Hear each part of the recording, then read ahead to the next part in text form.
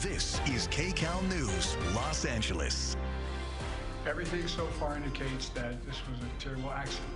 At this time, we have no other indication, no other reason to believe there's any intentional act here. And now at noon, the search for survivors in Baltimore. A bridge collapsed after being hit by a container ship. Welcome to Kcal News at noon and streaming on CBS News Los Angeles. I'm Leslie Marin in for Amy Johnson.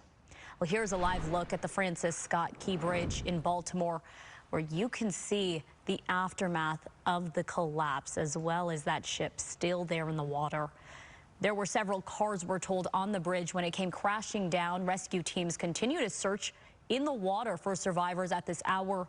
The National Transportation Safety Board giving an update just a short time ago.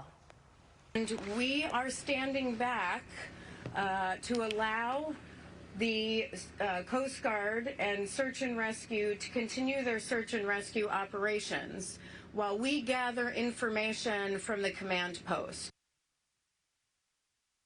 Okay, let's get the latest from Baltimore and reporter Ryan Hughes, who is there on scene. Ryan.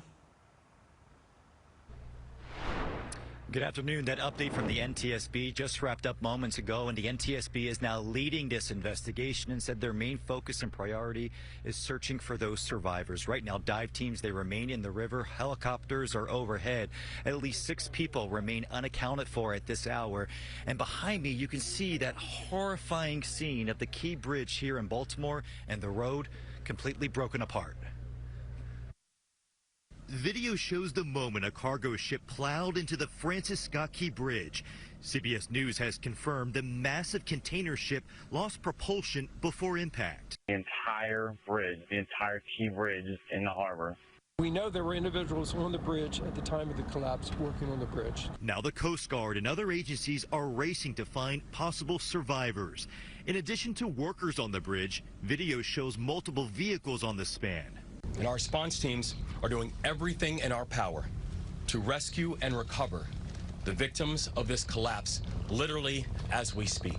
The 974-foot cargo ship called the Dolly left Baltimore Harbor about 20 minutes before the crash. At one point, crew members on board notified state officials that the ship had lost propulsion and that hitting the bridge was possible. As a result, local authorities were able to close the bridge to traffic before the bridge was struck, which undoubtedly saved lives. Video shows most of the lights on the ship going out just before the accident. The steering system on a ship like this is hydraulically powered, and so when you lose electrical power, you're going to lose the hydraulics. Of course, the rudder is hydraulically powered. Officials say the workers on the bridge were repairing potholes. A facility has been set up with mental health professionals for family members to deal with this tragedy.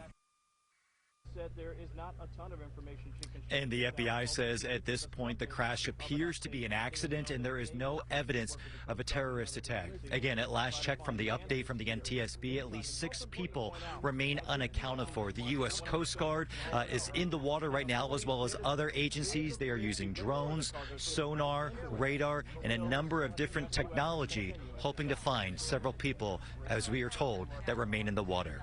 Live in Baltimore County, Ryan Hughes. Back to you. Ryan, thank you for the latest information there in Baltimore. Of course, stay with Kcal News and KCalNews.com for the latest on the bridge collapse in Baltimore. We're always on streaming on CBS News Los Angeles. We want to get to breaking news right now in Harbor City. Kcal is over a barricade situation on President Avenue. You can see the SWAT team there. It started as a domestic violence call. LAPD officers later found out the man possibly armed with a gun. There were reports of possible shots fired. A SWAT team, as you can see, is on scene there. And traffic is being routed away from President Avenue and Anaheim Street right now. Of course, you're asked to please avoid this area as this investigation does continue and they try to get that person out. We will continue to monitor this situation. Well, surprise raids in Los Angeles and Miami. The target, mansions connected to Sean Diddy Combs. The rap music mogul has been hit with lawsuits claiming sexual assault.